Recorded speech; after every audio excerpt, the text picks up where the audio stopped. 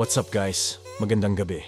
So isasama ko muna kayo ngayon sa biyahe ko bilang isang MC taxi rider. 7 PM ako nag-start nung mga panahon na yan at medyo matagal na din ako nag-iikot para maghanap ng first booking. Bilang isang MC taxi rider, hindi talaga pare-pareho ang kinikita mo. May panahon na mahina ang biyahe at may panahon naman na malakas.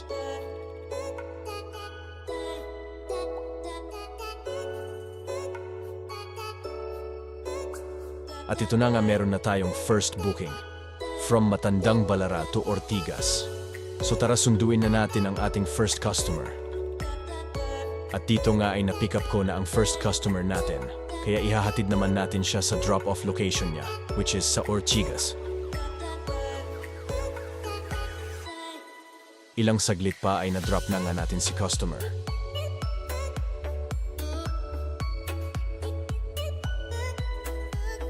Maraming salamat sir, at ingat po palagi.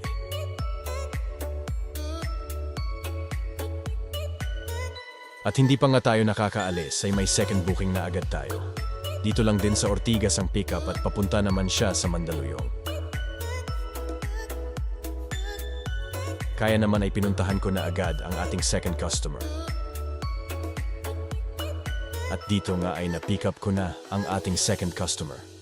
So tara, ihatid naman natin siya sa drop-off location niya sa Mandaluyong. Andito na tayo sa drop-off location ni ma'am.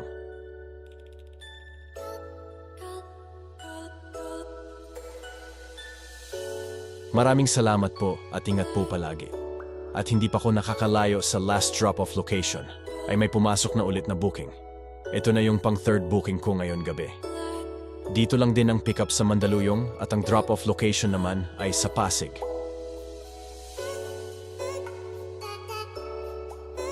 At ilang sandali pa ay nakarating na tayo sa drop-off location ni ma'am. Maraming salamat kay ma'am at ingat po palagi. Our fourth booking ay from Pasig at papuntang Mandaluyong ulit. So hatid na natin si ma'am sa drop-off location niya.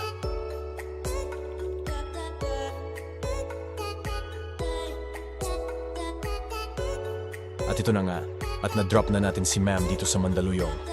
Maraming salamat kay ma'am at ingat po palagi.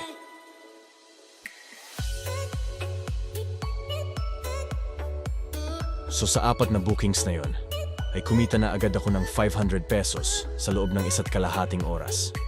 Dahil gabi, walang traffic at mabilis ang biyahe. Naging maganda at sunod-sunod na din ang bookings na pumapasok ng mga panahon na yan. Pero sa kasamaang palad ay naubusan na ako ng top-up, kaya di na ako makakuha ng booking. Hindi na ako nag-top up dahil wala din laman ang GCash ko. Kaya mas minabuti ko na lang umuwi at i-edit itong video na pinapanood nyo. Sa 500 pesos na kinita ko, pinawasan ko pa yon ng 100 pesos para ipanggas ko. Hindi na din ako kumain dahil pauwi na din naman ako.